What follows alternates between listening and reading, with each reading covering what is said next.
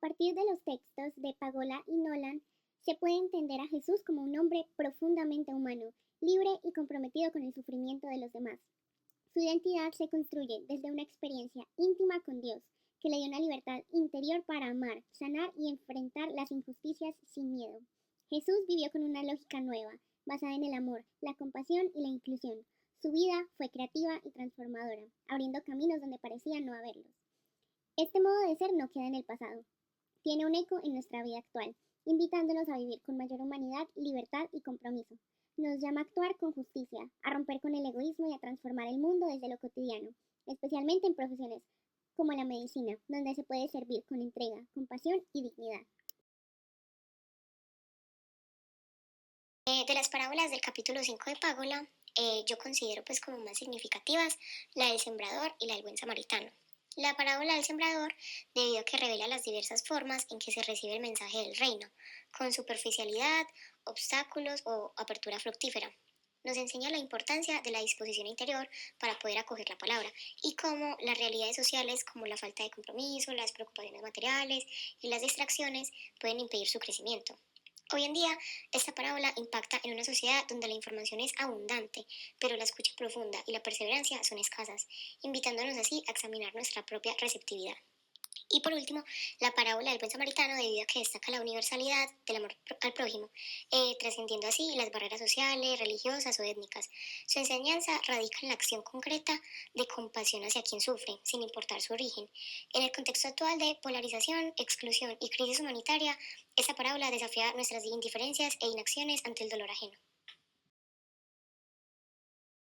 Según el capítulo 4 del texto de Nolan, la fe tiene un significado e importancia particulares. Se define como una convicción profunda de que una persona enferma puede y debe ser sanada. No es Jesús directamente quien cura, sino la fe de la persona. Esta fe es un poder omnipotente capaz de lograr lo imposible. Está inmediatamente relacionada con la esperanza, siendo aspectos de la misma actitud que se opone al fatalismo.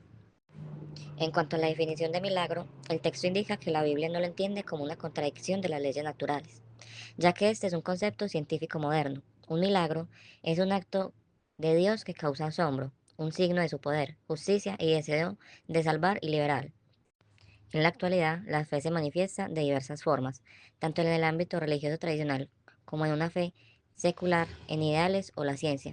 La experiencia de la fe es personal y subjetiva, y existen varias perspectivas sobre la interpretación de los milagros.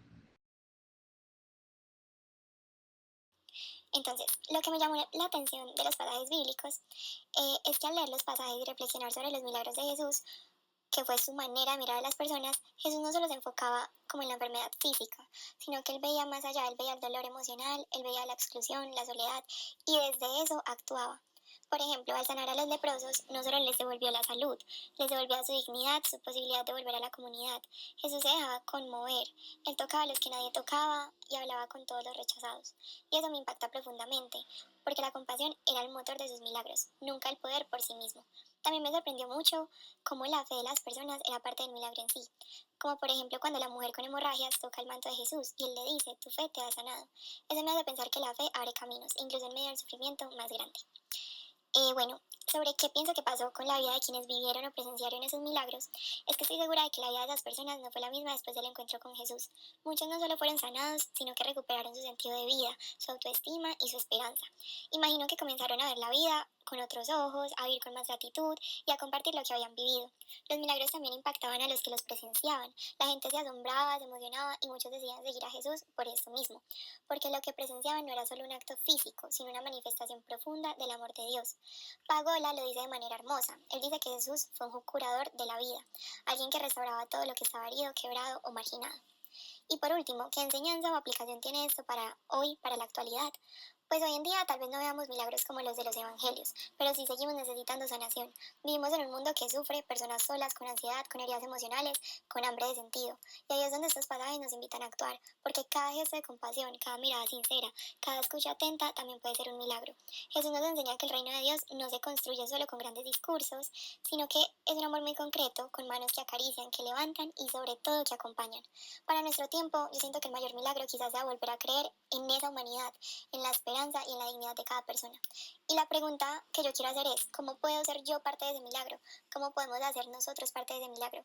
Eso es lo que todos en la actualidad nos deberíamos preguntar realmente.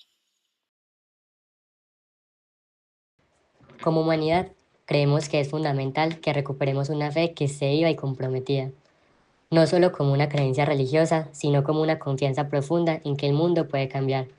Los escritos de Nolan y Pagola, junto con los evangelios, nos presentan a Jesús no solo como un hablante del amor, sino como alguien que de verdad lo vivió, transformando realidades concretas, sanando, alimentando y abrazando a los que están excluidos. Hoy, ante tanta desigualdad, violencia e indiferencia, necesitamos una compasión activa que nos impulse a actuar, a construir justicia desde lo cotidiano y lo colectivo. No se trata de esperar milagros, sino de ser parte de ellos. Estamos convencidos de que el cambio comienza cuando nos reconocemos responsables unos de otros, cuando la esperanza se convierte en acción y cuando entendemos que nadie se salva solo. Un proyecto liberador solo será posible si decidimos vivir como Jesús, con ternura, valentía y un compromiso real con quienes más lo necesitan.